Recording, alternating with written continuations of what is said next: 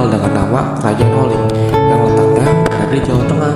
Nama Kalinga bukan berasal dari Nusantara. Nama Kalinga berasal dari sebuah kerajaan di India bagian selatan. Kerajaan tersebut juga dinamakan dengan Holling. Penamaan Holling berasal dari bahasa Tiongkok atau Cina karena banyaknya pendeta yang datang ke Nusantara pada saat itu.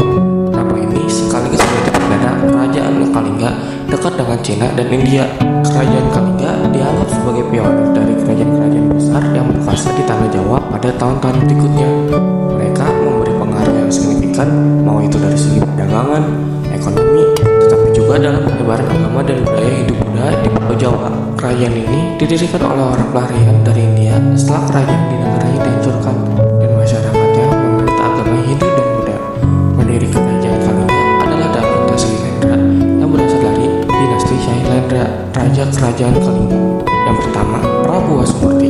Pasca didirikan oleh Daminta Syailendra pada abad ke-6 Masehi, Prabu Wasumurti ditunjuk sebagai raja pertamanya dan berkuasa sekitar 11 tahun, di mana ia berhasil membangun fondasi kuat untuk kerajaan Kalingga.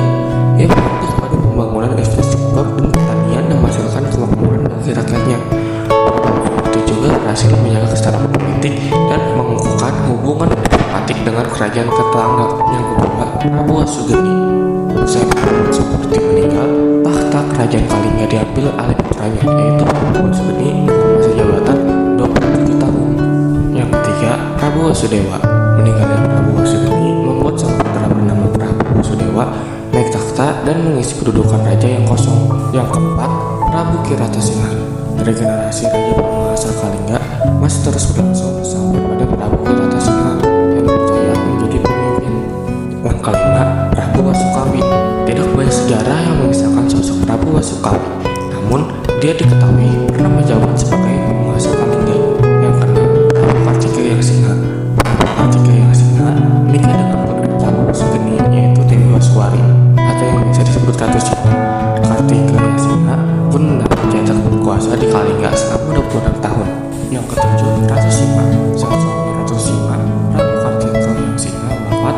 Kekuasaannya digantikan sang ratu yang mengembalikan keadaan membuat kerajaan Kalingga berada di masa kejayaan. Itu tak menarik rakyat Ratu Sima yang juga sudah menyebabkan Ratu Sima. Hal itu dikarenakan beraninya sekatong emas yang dimiliki oleh Ratu Sima. Meskipun kita selamatkan setelah Dewan Menteri Kerajaan pada saat itu meminta agar diberi keringanan pada anaknya itu, hingga sang anak kemudian dijatuhi hukuman potong kaki. Padahal itu anaknya sendiri dan hanya karena menyentuh sekantong emas. Meski begitu, sosok Sima dalam hal ini menjadi panutan masyarakat karena keadilan yang dimilikinya. Ratu Sima tak pandang bulu dan mengedepankan akal ketimbang perasaan, berusaha adil meskipun yang melanggar hukum atau peraturan adalah keluarganya sendiri. Masa kejayaan salah satu penguasa Kalingga yang terkenal mampu membawa kemajuan kerajaan yaitu Ratu Sima atau Dewi Waswari. Pada masa kepemimpinannya, yaitu sekitar tahun 674 Masehi, Ratu Sima dikenal sebagai pemimpin yang sangat tegas, adil dan bijaksana. Pemerintahannya berdasarkan pada hukum yang ketat dengan peraturan yang harus dipatuhi oleh semua rakyatnya tanpa terkecuali, sehingga rakyatnya dapat hidup dengan aman, nyaman, serta berkecukupan. Kejayaan Kalingga ini dibuktikan dengan kemajuan di berbagai sektor seperti ekonomi, pertanian, militer, perdagangan, dan agama. Selain itu, Kalingga juga diketahui memiliki relasi perdagangan yang kuat dengan Cina. Sektor perdagangan ini ditopang dengan keberadaan pelabuhan terbesar yang berada di Pakalongan.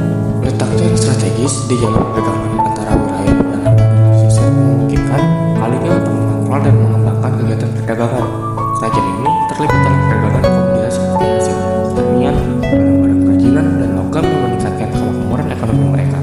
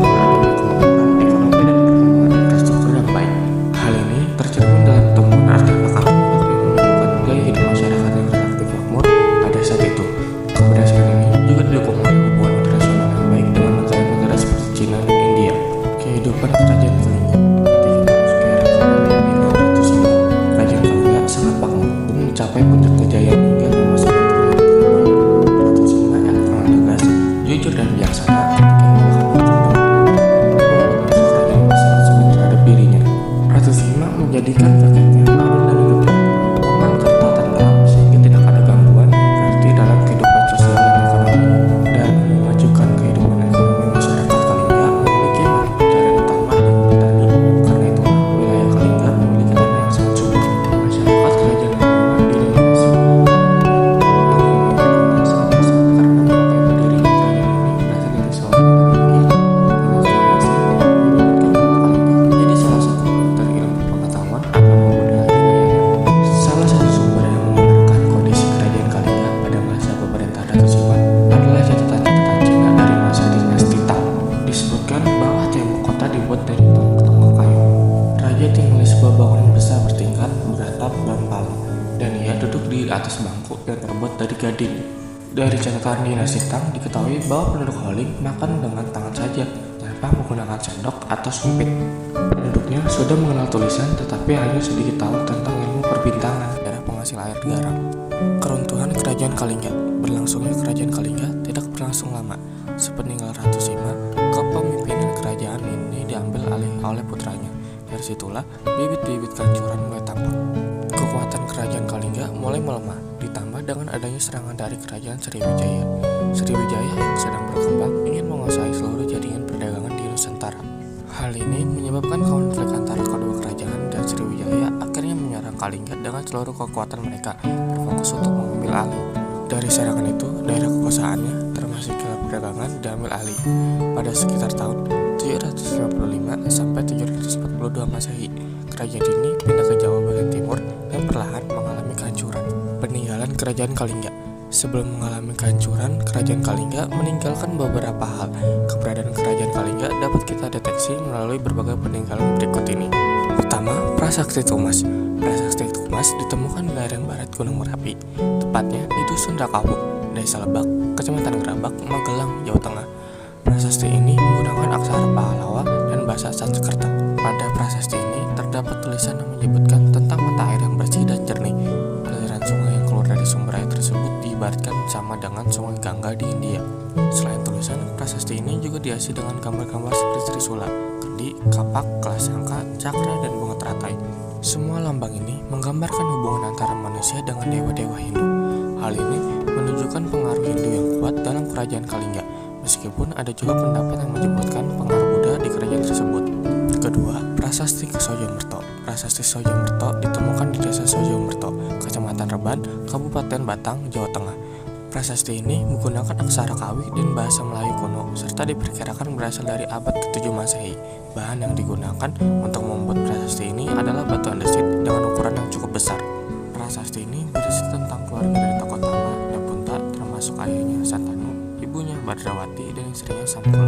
Prasasti ini juga mencatatkan Dapuna Syailendra sebagai tokoh penting yang kemudian menjadi cikal bakal raja-raja keturunan Wangsa Syailendra di kerajaan Mataram kuno.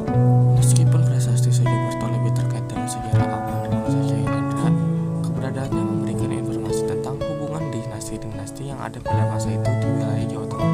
Ketiga, Candi Angin. Candi Angin ditemukan di Desa Tempur, Kecamatan Kaling, Kabupaten Jepara, Jawa Tengah.